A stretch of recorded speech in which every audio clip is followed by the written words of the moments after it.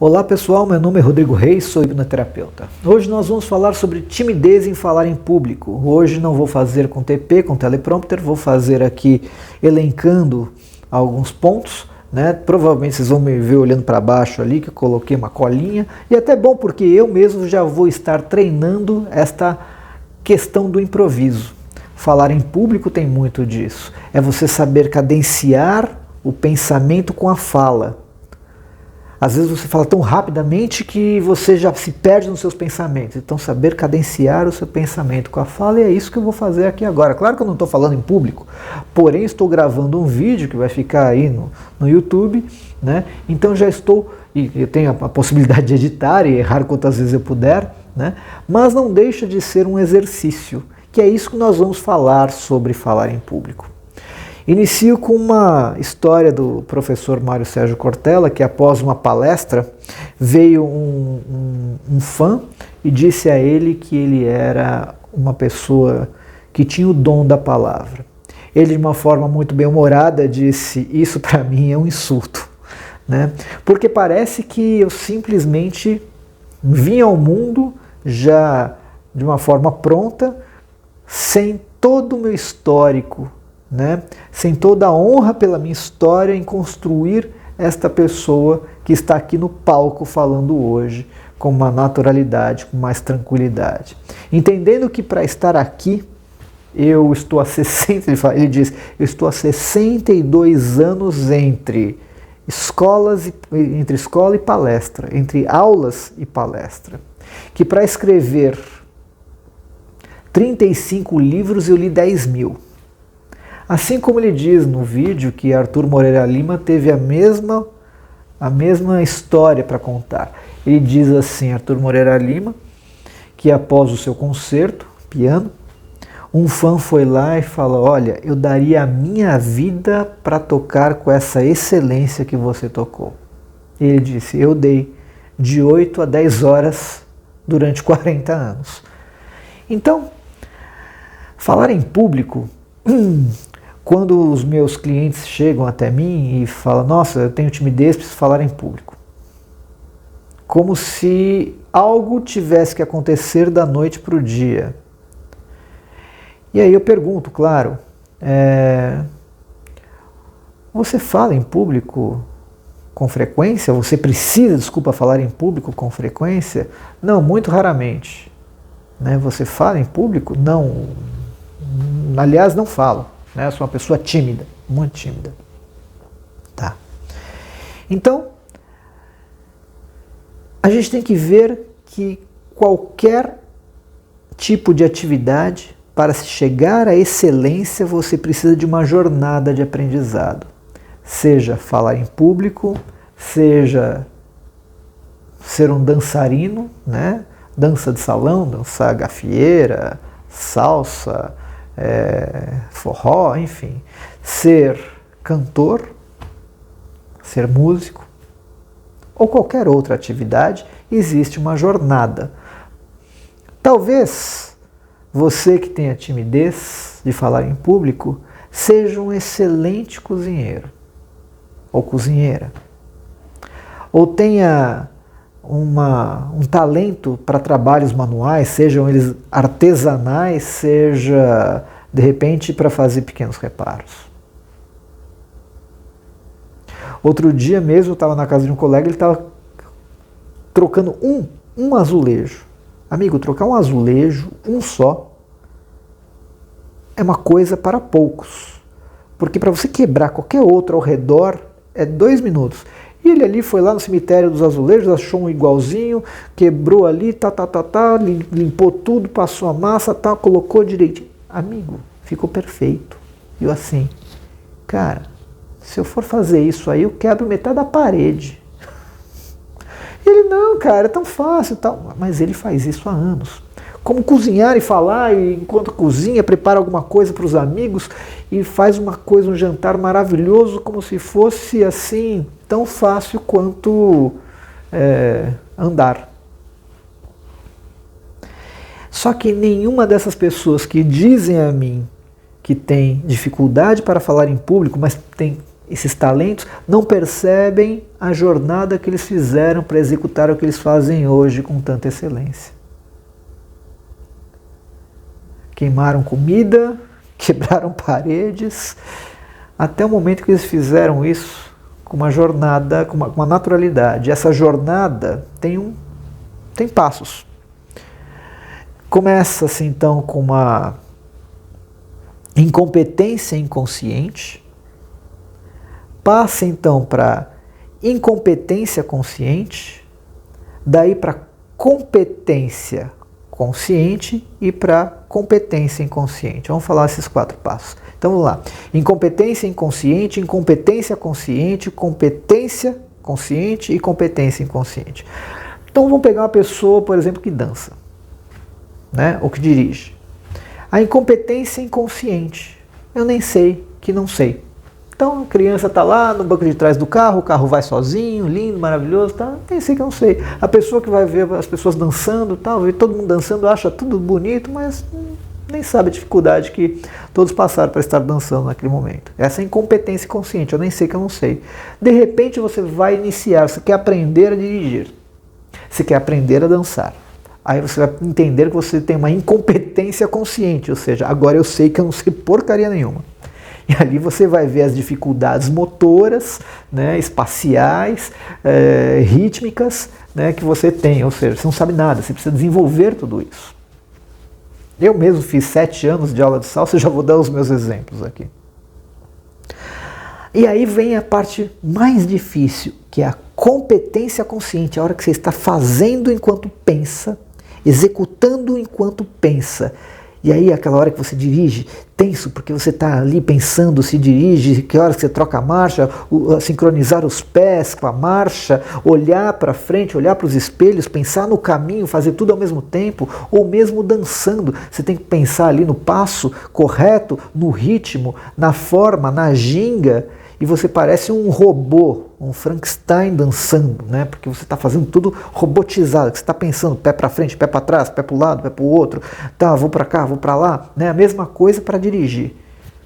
Essa é a competência consciente, você está gastando muita energia, o seu cérebro está gastando muita energia neste momento para fazer tudo de forma pensada, calculada, né? E você está indo num ritmo ali maquinal, gastando, prestando atenção, toda a sua energia. Você chega, quando você termina de guiar, você está suado, né? Aquela pizza debaixo do braço, ofegante, né? Quando você termina de dançar, você está se sentindo ridículo, né? Porque você fez ali tudo robotizado.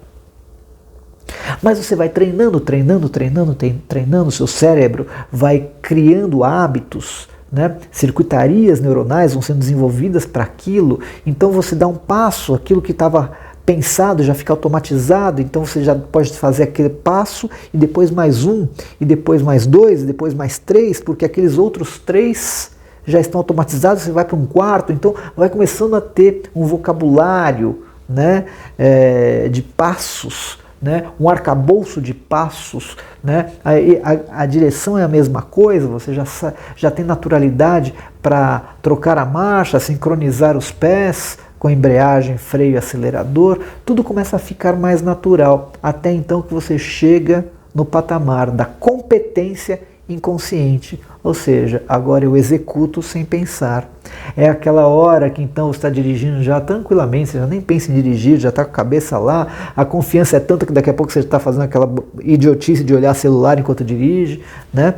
Ou você já dança com tanta fluidez, com tanta naturalidade, os passos vêm em você com tanta fluidez que então você passa a ter um prazer, uma felicidade em curtir a música, em curtir o parceiro ou a parceira, porque tudo sai naturalmente.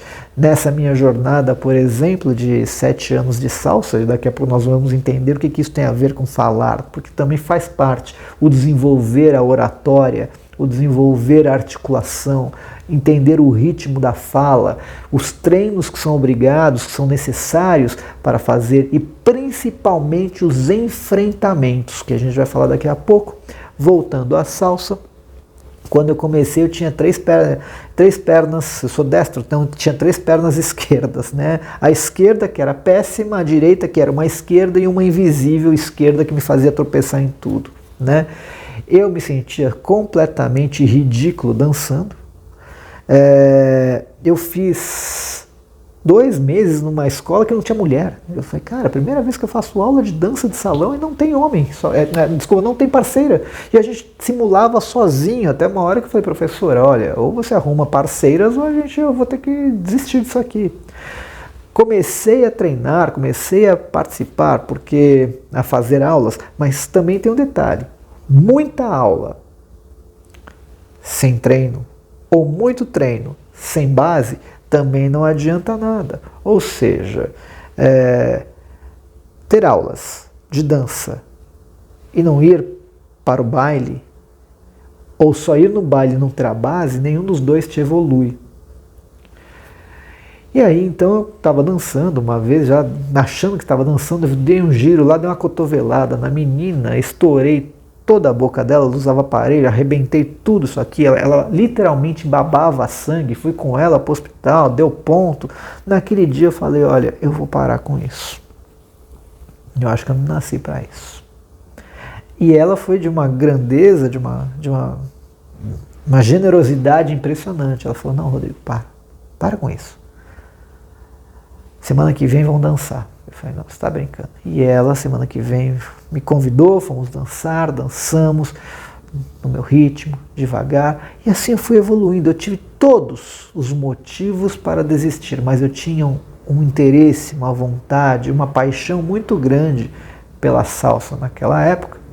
E com isso passei 7 anos até a hora que eu cheguei na competência inconsciente. Então eu tinha muito prazer em dançar. Hoje, infelizmente, parei de dançar e a gente perde todo esse repertório e tal, mas a base está lá. Então vamos falar um pouco sobre falar em público. O que tudo isso que eu contei, esses exemplos todos, tem a ver com falar em público? Porque a metodologia é a mesma.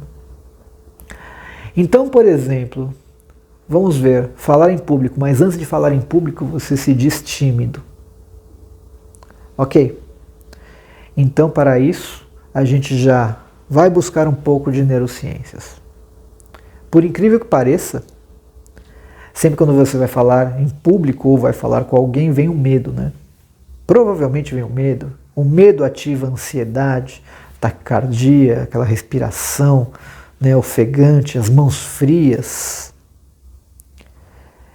E por incrível que pareça, nas neurociências, para você desensibilizar uma rede neural que é ativada, você precisa ativar essa rede neural para poder desensibilizá-la. Ou seja, você precisa gerar essa mesma situação que te traz medo para ir lá fazer um enfrentamento e aí você conseguir desensibilizar para que crie um novo registro, né? Se sobrepõe um novo registro daquele desafio que você se propôs e você conseguiu superá-lo ou atingi-lo ou melhorá-lo.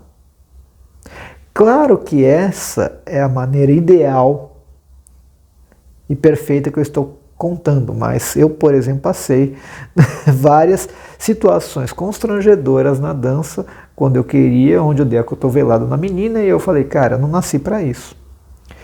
Então, quando você é tímido e precisa desenvolver isso, a primeira coisa que você tem que fazer é se expõe um pouco mais.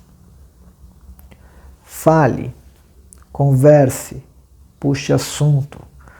Aproveite aqueles locais de espera forçada, como elevador, dentista, médico, laboratório para fazer exame de sangue.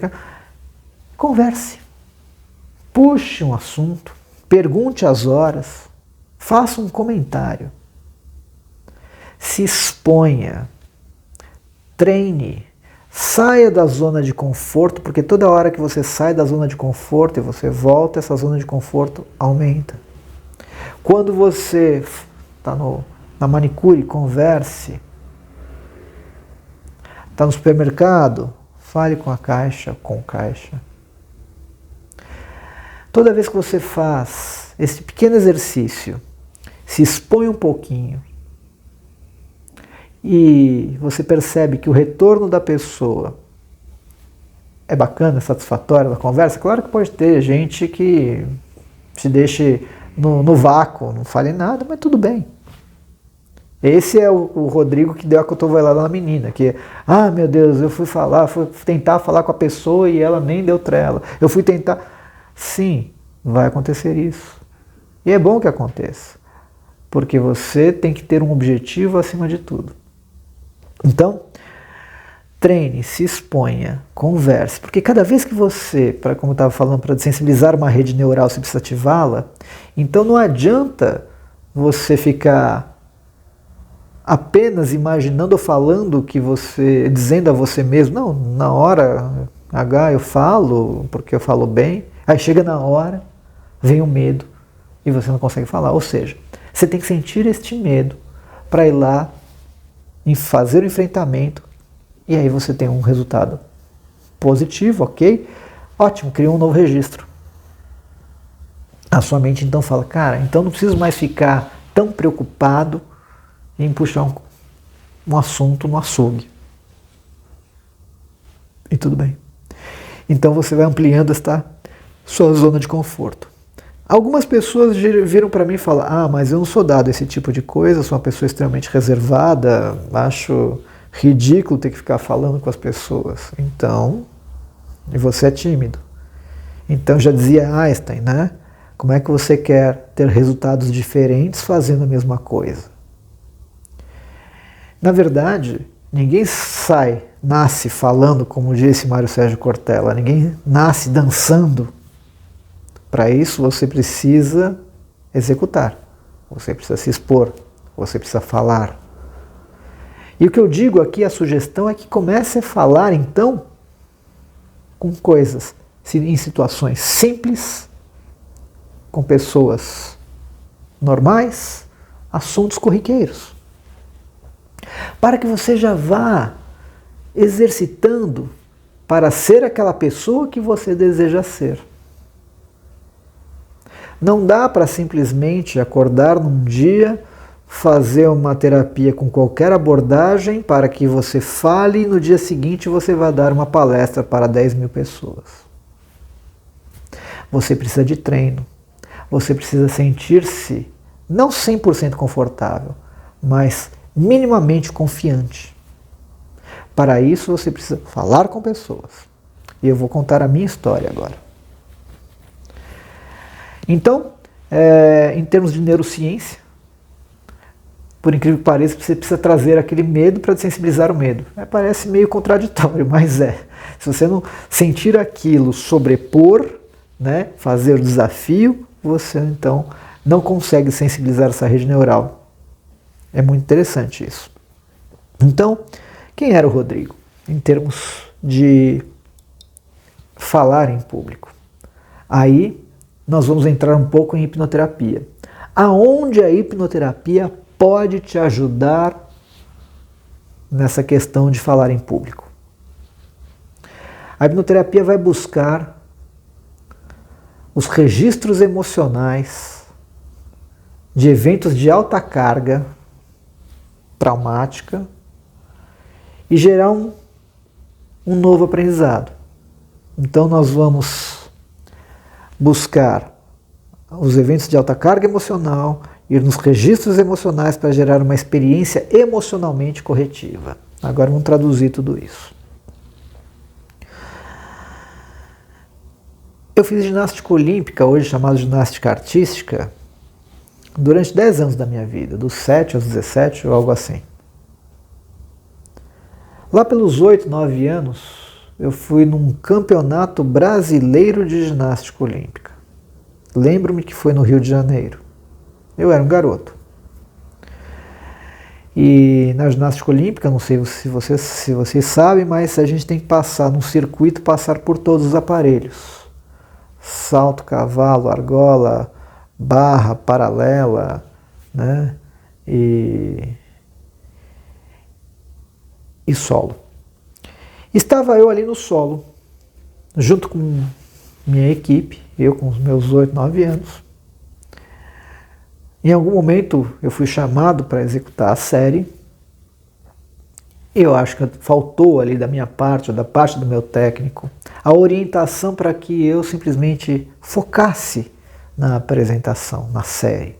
Respirasse, imaginasse antes. E eu estava ali disperso, ninguém me orientou, e de repente me chamaram, eu levantei, cumprimentei o juiz, fui para o solo, numa série que deveria ser alguma coisa muito simples, uma estrelinha, um rodante, uma cambalhota, parada de mão, enfim, não tinha nada de muito complexo, até pela minha idade.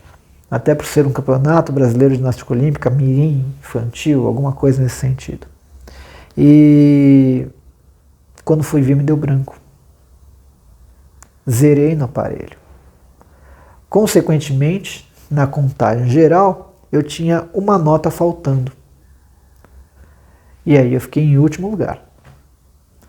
Só que para uma cabeça de uma criança, eu era o último do Brasil, visto que era um campeonato brasileiro. Naturalmente, aquilo, mesmo que inconsciente, virou um pequeno trauma. Nas outras vezes em que eu tive que participar de campeonatos, com um mecanismo de defesa, eu literalmente ficava doente. Dor de garganta, amidalite. A tensão era tanta, a ansiedade do campeonato era tanta que eu literalmente, acho que imunossuprimia e estava lá com dor de garganta. Eu era militante num clube e eu precisava então mostrar para o técnico que eu estava doente. Minha mãe me levava lá e eu mostrava a boca, ó, pus, febre, e o técnico falava, ah, não, tudo bem, não precisa competir. O que minha mente percebeu? Oba, achei uma forma até de me proteger, né? Então, isso continuou-se assim, foi virando um hábito. Toda véspera de campeonato eu curiosamente tinha dor de garganta, febre. Meu corpo literalmente conseguia desenvolver esse tipo de condição disfuncional, até o momento que isso começou a me prejudicar na qualidade da minha vida. Eu, daqui a pouco, já não era apenas com o campeonato. Isso virou um mecanismo protetivo. Toda vez que tinha algum desafio, eu simplesmente entrava nesse modo que a gente não consegue muito entender, como que a mente consegue literalmente criar uma doença. Se é que a gente sai um pouco das neurociências e entra aí numa outra forma de entendermos a capacidade da nossa mente. Dito isso, eu parei com a universidade, com a ginástica olímpica, fui para a faculdade, eu fiz a minha formação em publicidade. E na publicidade eu tinha os mesmos desafios, porque nós tínhamos um grupo, tínhamos que apresentar uma campanha todo semestre ali, ou cada 2, 3 meses, simular uma apresentação de uma campanha publicitária para o professor ou para uma banca. Curiosamente, sempre que eu tinha que fazer a apresentação, dias antes, eu tinha dor de garganta. Eu tinha que falar, gente. Tinha dor de garganta. E eu acho que eu me ressignifiquei pela raiva. O que aconteceu? A cada 15 dias não, eu ficava doente, quando estava com essa amidalite, eu demorava 15 dias para me restabelecer. Entre ficar doente, tomar medicação anti-inflamatório, febre, fechava a garganta, antibiótico, tudo mais, até me restabelecer demorava em torno de 15 dias. Significava que eu ficava meio mês bom, meio mês ruim, porque as apresentações lá na faculdade eram constantes. Significava que eu ficava, então, a cada 15 dias bom, 15 dias ruins, que significava que eu ficava metade do ano doente. Aquilo realmente acabava com a minha vida. E eu me ressignifiquei um dia, indo para a faculdade. Eu lembro, até hoje, estava indo para a faculdade, eu estou com 50 anos, estava indo para a faculdade, Num determinado momento eu sabia que ia ter que fazer a apresentação, mas estava indo mesmo assim, minha garganta começou a pegar. Eu falei, não acredito. Eu não acredito que novamente eu vou ficar doente. Cara, não vale a pena. Vão ser 15 dias, não serão 15 dias em casa vendo sessão da tarde. Não, vai me complicar para comer, vou ficar com febre, antibiótico. Não vale a pena. Sabe o que eu vou fazer? Eu vou lá. Até porque todo mundo já começou a me zoar, né? Criado no carpete, filho do síndico, e todos os tipos de brincadeiras, zoeira que o povo fazia. Eu era um ex-atleta, tinha um corpo ótimo, mal bebia, não fumava, enquanto que os outros ali bebiam, fumavam, tá nem aí, com a saúde perfeita. E eu ali, todo cheio de sequelas, de doenças, né, de dor de garganta toda hora, e as pessoas do meu grupo já não conseguiam mais entender. Mas nesse dia eu fui e falei assim, cara, não está valendo a pena. Eu vou fazer esse enfrentamento. E fui. Foi muito curioso. Chegou lá, na minha hora, eu fiz a apresentação. E foi, uma porcaria. Claro que foi horrível. Claro que foi péssimo. Por quê? Porque eu nunca tinha feito. Eu tremia muito, eu gaguejava muito porque tinha uma relação clara daquele garoto de 8 anos que zerou no aparelho, no solo, em pé, no solo, a plateia, porque o solo fica no centro do ginásio, né? A plateia, solo e eu. E ali na faculdade, o que era a plateia? Eram os alunos, o que eram os juízes? Era o professor, e eu em pé ali era o solo. Mudou o cenário, mas a situação era a mesma, ativou o mesmo medo. E eu travava, e eu travei. Gaguejei, falei mal pra caramba. Mas ao mesmo tempo eu estava olhando para todo mundo ali na classe. Naquela época não tinha celular, um estava dormindo ali, outro estava roendo a unha, outro estava olhando para o nada, outro estava desenhando no caderno. Terminei. Absolutamente me sentindo um fracasso. Sentei e fui ver os outros fazerem a apresentação, até porque eu sempre estava doente, então nunca vi ninguém fazendo as apresentações. Nesse dia eu sentei ali, me achando ali péssimo. Quando fui ver as apresentações dos outros garotos, das outras meninas, foram terríveis, foram horríveis, foram péssimas vezes 2. Aquilo me deu uma paz de espírito. Por quê? Porque eu estava numa cobrança, numa exigência de uma performance de excelência ainda daquele ex-atleta. Quando eu fui ver que estávamos todo mundo no mesmo barco, claro que tinham pessoas que falavam muito melhores, mas tinham outros que falavam, cara, o que você está fazendo aqui? E isso me deu uma paz, uma tranquilidade, eu relaxei, me confortei. E a curiosidade. Nunca mais eu tive dor de garganta. Mas, Rodrigo, você começou a falar perfeitamente? Não, eu virei publicitário, era diretor de arte. A minha função basicamente era ficar quieto na frente de um computador, Photoshop, Illustrator, InDesign e tal, desenvolvendo toda a parte visual de uma campanha. Então eu trabalhava 16, 17 horas por dia, onde a maioria desses dias era quieto, no meu canto ali, fazendo, parava, conversava com um, discutia a campanha e voltava ali. Realmente eu não desenvolvia essa capacidade de oratória. Só que isso era um problema, porque a dupla de criação, diretor de arte e redator, tinham que apresentar para o cliente. E eu tinha realmente muita dificuldade. Não tinha dor de garganta, eu ia, mas eu me perdia no raciocínio, eu me perdia na persuasão, né? E o meu dupla sempre era, o redator sempre tinha essa capacidade de oratória muito mais bem formada do que eu. E eu falava, caramba, mas por quê? Ué, por quê? Porque simplesmente eu não desenvolvia isso.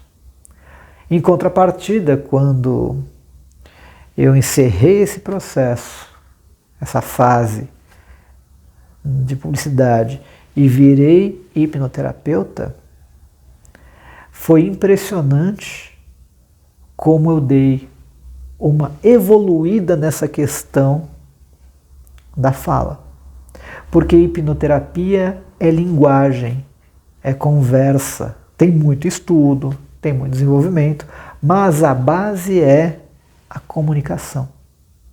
Estou aqui falando com vocês tranquilamente, tem até uma cola aqui embaixo, mas bato o olho aqui de vez em quando. Eu estou muito mais à vontade e eu paro para olhar esse Rodrigo de hoje, que longe está de ser um cara com excelência para falar em público, mas que deu uma elevada no nível, na capacidade de oratória, que hoje eu ficaria absolutamente orgulhoso se eu me visse lá anos atrás me olhando hoje, eu ia ficar, nossa, como eu tenho orgulho de ser esse cara que está aqui hoje falando. Curiosamente, eu tenho junto com um amigo meu, Felipe Gonzalez, um curso, uma formação em hipnoterapia. E nós temos umas 40 aulas gravadas. Era impressionante a minha incapacidade de oratória. Eu já estava muito bem articulado com o meu cliente, quando sou apenas eu e ele. Mas na primeira aula que nós fomos gravar, era um tripé, um celular, este microfone de lapela, e eu falei, Felipe, a gente vai fazer os roteiros, vai colocar o teleprompter ali, o TP, né, tipo o Jornal Nacional para a gente ler. Eu falei, Rodrigo, não. Temos 40 aulas. Se a gente for escrever tudo isso aí, a gente não vai terminar isso nunca. A gente vai colocar os highlights ali, né, os pontos, e vamos versando, vamos falando sobre. Você tem todo o conteúdo dentro de você, você sabe muito, e a gente vai trocando isso aí.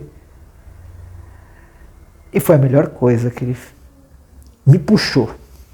Mas foi curioso, porque era impressionante. Eu estava com todo o conteúdo aqui, né, a colinha ali na mão, todo o conteúdo. Ele ligava a câmera, eu esquecia tudo. Aí desligava a câmera e voltava. Ligava, esquecia. Então eu lembro que isso foi muito recente. Essa jornada de gravar as 40 aulas, que foram praticamente a cada 2 semanas, a gente gravava umas 3, 4 aulas, e a gente foi fazendo, até que num determinado momento, eu estava numa das aulas, já na 30ª e trolalã, eu estava ali, ele falando, eu com óculos, conversando, não sei o que, limpando óculos aqui, blá blá blá, e aí de repente a hipnoterapia, bababi, bababó, e o meu amigo Felipe fala, Rodrigo, você está bem à vontade já, né? Porque já está falando limpando óculos.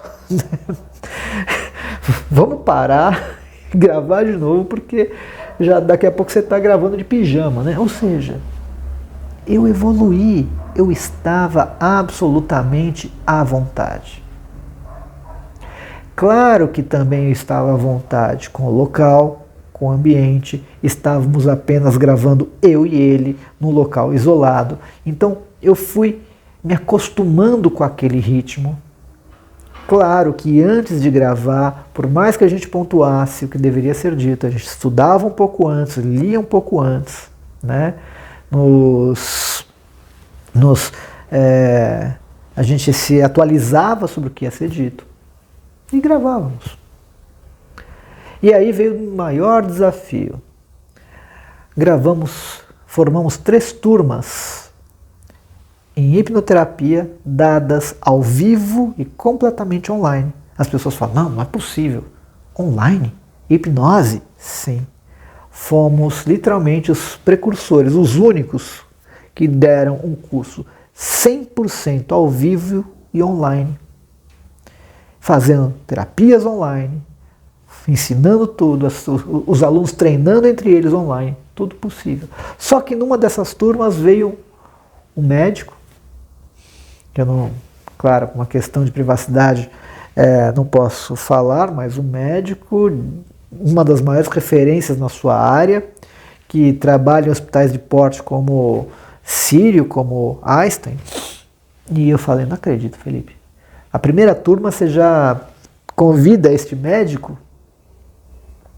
Cara, eu vou travar, né? Porque a gente vai falar de neurociência, vai falar de uma série de coisas técnicas. Ele falou, Rodrigo, só vai, meu velho, só vai. E assim foi. Claro que eu senti ansiedade. Claro que eu senti o desconforto. Claro que eu treinei. Claro que eu estudei. E onde a hipnoterapia entra novamente? A hipnoterapia vai buscar então esses eventos de alta carga emocional para poder ali, em alguns momentos, em algumas condições, a timidez, a falta de habilidade, de articulação, precisa do treino, mas existe uma trava, fruto de um trauma. A hipnoterapia então vai nas raízes, nas origens desses eventos, reconsiderar aquilo, rever aquilo, ressignificar aquilo, dar uma nova percepção àqueles eventos para que você então fique livre dessa carga emocional, para que isso te facilite você a seguir adiante. Então vou dar 2 exemplos aqui. Os 2 exemplos são curiosos porque ambos que tinham vergonha de falar em público tiveram ali as suas causas, seus traumas na escola, com professoras que não tiveram metodologia, não tiveram empatia, não tiveram a delicadeza, vamos colocar nesse sentido, de acolher a criança, deixando ela, ou literalmente fazendo-a passar por um constrangimento e não acolhendo. Um deles era um corretor de imóveis. Na verdade, ele gerenciava uma equipe de corretores de imóveis e ele ficava negociando não com aquele cliente que vai comprar uma unidade, né, para morar. Ele tinha abaixo dele esses corretores e ele lidava com clientes corporativos que já compravam lá 10, 15 unidades. Mas ele gerenciava esse público.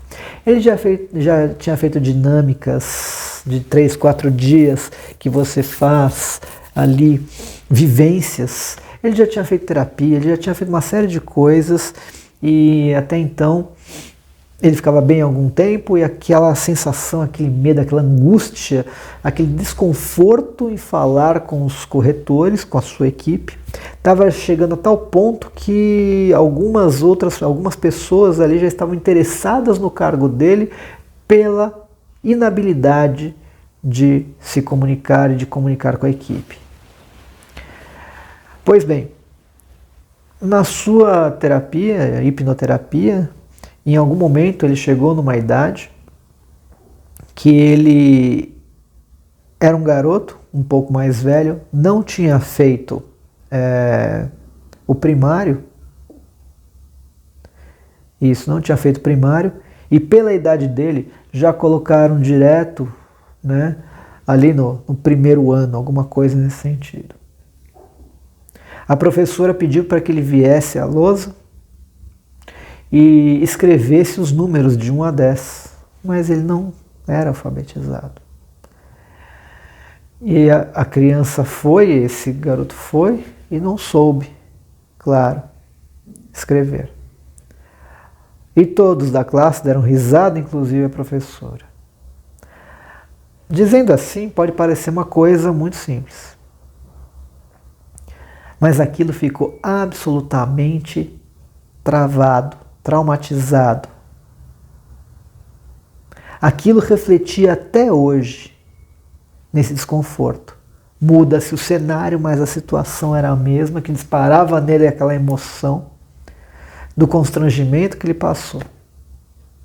onde estava ali na frente, na classe, todo mundo rindo dele, a professora, e ele hoje era um gerente, a equipe, a mesma situação. Por isso que a hipnoterapia responde àquela necessidade, aquela teoria das neurociências, para sensibilizar uma rede neural problema, você precisa, a rede neural problema, a rede neural medo, você precisa ativá-la, ativar a mesma circuitaria, para daí então dessensibilizá-la. Então a regressão promove isso. Você vai naquele momento de alta tensão, de alta carga emocional, de trauma, vê, porque às vezes você fala do evento, você está dissociado do evento, você não está ativando aquela emoção, talvez você até comece a relativizar aquele evento. E isso faz um mal, porque você nunca vai no core, você vai estar sempre ali travado. E ali ele foi naquela situação, viu aquilo, percebeu a dor, a emoção, o constrangimento, a insegurança, a forma como aquela criança foi exposta desnecessariamente. Trabalhamos aquela cena algumas vezes, até o momento que ele estava, aquela criança dele, tá na moda agora a gente fala criança interna ferida, que é da psicanálise, e eu acho que é poderosíssimo isso. Até que aquela versão dele ali do passado, aquela sua criança, já estava acolhida, amparada, se sentindo bem, entendeu aquela situação, viu que ele era vítima, porque às vezes a pessoa se sente culpada porque eu não sei escrever. Mas na verdade, quando ela se entendeu como vítima, tudo melhorou. Passa um tempo, passou acho que um mês e meio, ele voltou para a segunda sessão, uma coisa assim, um mês e meio, 2 até. Na segunda sessão, eu estava um pouco ressabiado sobre o que teria acontecido nesse percurso, e ele disse: chegou bem, chegou leve, chegou tranquilo. Eu falei: e aí, como é que foi? Como é que você está? Como é que aconteceu aí? Como é que você integrou tudo isso, trabalhou tudo isso? Como foi a sua relação aí nesses 30, 40, 50 dias? Ele falou: Rodrigo, alguma coisa aconteceu. Eu estava nesses 50 dias, nesses quase 2 meses, eu estava tão à vontade para falar com as pessoas, tão à vontade para falar com a equipe, tão natural para falar com as pessoas e com a equipe. Não vinha nenhuma emoção, nenhuma trava. E por incrível que pareça, eu fui elogiado por uma empresa pela forma como eu conduzi o processo de venda lá de dezenas de unidades, porque ele trabalhava com venda corporativa. Então, geri a equipe tranquilamente e ainda conquistei elogio das empresas que eu estava negociando para a venda dessas unidades. Algo que jamais aconteceu na minha vida. Então, a hipnoterapia, neste sentido de falar em público, pode ajudar, indo revisitar, indo buscar essas raízes de eventos de alta carga emocional. O outro exemplo é de um advogado também, curiosamente advogado que se sentia muito desconfortável em falar. A mesma situação. A professora chamou na classe e ele estava distraído, e ela trouxe ele à frente e literalmente o fez passar por um constrangimento, fazendo perguntas desnecessárias quando era criança ainda, e ele e a classe toda dando risada. E isso literalmente causou uma trava nele. trabalhamos, fizemos todo o processo, se entendeu também como vítima. Então isso é muito importante. É muito importante. Porque sim, pode ter algumas passagens na vida que precisam ser revistas para que você gere esse alívio dessas cargas emocionais, para que então você tenha condição de assumir a sua vida. Porém, isso não significa que você vai sair de lá um grilo falante, de jeito nenhum. E agora nós vamos para a prática, né? Rodrigo, eu preciso falar em público. Ótimo. Vamos então, com a hipnoterapia, buscar as raízes e as origens, vamos entender o que aconteceu, ressignificar tudo isso, reconsolidar memórias, né? Dar uma nova compreensão a esses fatos. Isso é muito importante, mas também te cabe o hoje, que era o que eu já falei. Primeiro, se você é uma pessoa tímida, você tem que começar a se expor, para que quando você se exponha, você gere um novo registro emocional. Você faça um enfrentamento, e desse enfrentamento, quando você supera, você amplia um pouco essa zona de conforto. Ela era limitada aqui, você conseguiu ir ampliando, e você vai se expondo e volta. Isso não significa que você não vai sentir ansiedade, que você não vai sentir um pouco dessa taquicardia, mas é preciso que você faça esse enfrentamento. David Goggins, que é considerado o cara mais durão da face da Terra, né? Ele disse, ele passou em todas as provas da aeronáutica, marinha e exército lá nos Estados Unidos, SEALs e tudo mais, e ele diz, transforme o desconfortável em confortável. É mais ou menos isso. Então, se você tem um ponto específico, que é uma apresentação, então você precisa se preparar. Provavelmente esse tema será um tema, essa apresentação não vai acontecer repentinamente, ela terá uma agenda, você terá um tema, provavelmente esse tema é algo que você já tem alguma instrução sobre o assunto, você então prepare a sua apresentação, jamais prepare de véspera, prepare com antecedência, treine muito, simule o mais próximo à realidade que você vai ter. Se puder treinar no próprio local onde vai ser a apresentação, melhor. Quantas vezes, Rodrigo? 10 mil, 20 mil, 50 mil, 100 mil vezes, o máximo que você puder.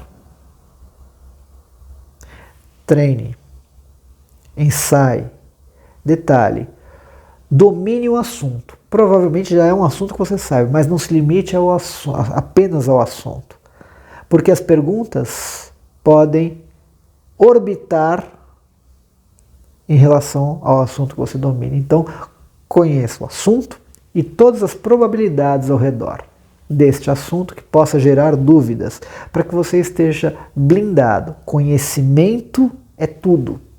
Conhecimento nos dá tranquilidade. O treino, como disse Mário Sérgio Cortella, ele não aprendeu da noite para o dia. Foram aí 62 anos entre aulas e palestras. E ele diz, seria um insulto, porque parece que é um dom divino que eu não fiz nada. Sim, ele treinou, exercitou, se desenvolveu. Da mesma maneira que eu estou fazendo aqui. Da mesma maneira que eu estou fazendo aqui, sinto minhas mãos frias, um pouco de ansiedade, mas isso é bom. Eu não estou com medo dessa ansiedade, estou dando a ela uma valência de prazer, de felicidade, de me sentir bem em fazer isso. Então, treine, domine o assunto, treine possivelmente no local, já com a sua apresentação, simule o máximo, faça ensaios mentais. Isso é importante. Paralelo a isso, então, seja aquela pessoa que você deseja ser. Falar, gente, falar é muito charmoso. Uma pessoa que fala bem, né? Você não fica encantado com uma pessoa que fala bem, que tem uma dinâmica, que tem oratória, que tem um magnetismo. Você pode ser essa pessoa? Sim, você pode. Da noite para o dia? Provavelmente não. Você pode ter eventos de alta carga emocional, traumas que estão ali sendo um empecilho para que você fique à vontade? Hoje sim. O Rodrigo teve na ginástica olímpica, na ginástica artística. Depois ele não desenvolveu isso muito bem, né? Passou ali, conseguiu superar isso fazendo apresentação na escola, na faculdade, foi horrível, mas se viu ali numa condição igual ao dos outros alunos, também eram ruins, nunca mais teve dor de garganta. Depois ele ficou limitado em termos de oratória, de fala, por conta da atividade dele, que apesar de ser uma agência de publicidade, era um trabalho que ele ficava muito mais tempo quieto do que falando, até que quando eu fui para hipnoterapia, eu dei um salto enorme nessa questão de articulação, dando aula, gravando vídeos, e hoje eu estou aqui. É uma jornada. É uma jornada. Tá bom, pessoal? Então, dei alguns exemplos. Eu acho que se você pensa em falar em público, né, considere a hipnoterapia dentro desta questão, né, dentro dessa questão de traumas do passado que podem também estar influenciando você, né, na sua forma de se perceber, de lidar com o mundo, né? Você pode ali estar vendo, revendo, sem perceber, revendo aquele passado através de emoções. As emoções vêm, você não consegue identificar o porquê e a razão. Existem duas possibilidades, que é, primeiro, trabalhar o passado, sensibilizar esse passado e treinar, de sensibilizar, né, ativando essa rede neural, sensibilizando tudo isso, fazendo os enfrentamentos. Existem muitas linhas e abordagens terapêuticas que só trabalham aqui e apenas aqui também resolve. Mas eu prefiro um pensamento mais holístico.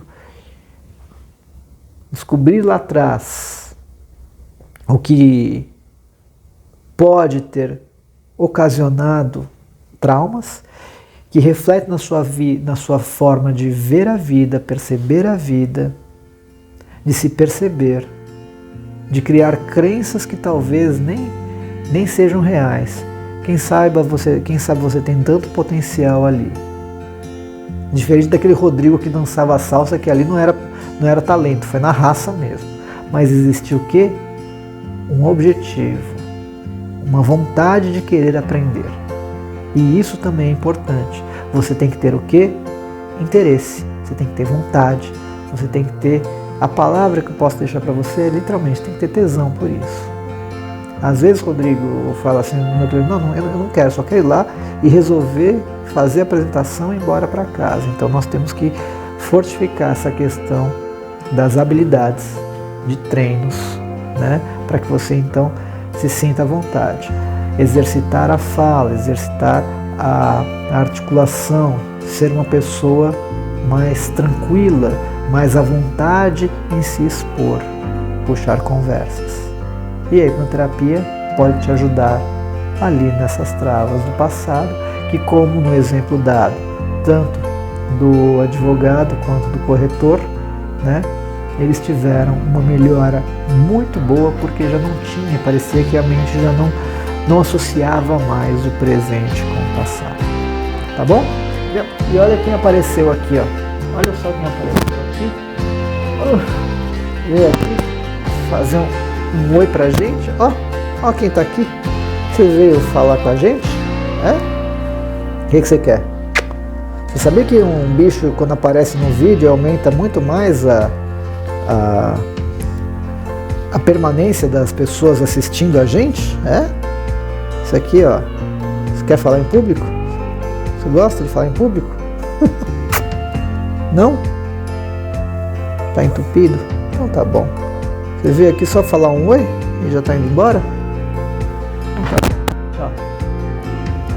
Não gosta de falar em público, esse aí. Tá bom, pessoal? Um grande abraço. Qualquer coisa, deixa aqui a sua dúvida, faça aqui o seu comentário e caso você queira entender mais sobre hipnoterapia, fale comigo. Grande abraço, tudo de bom. Tchau, tchau.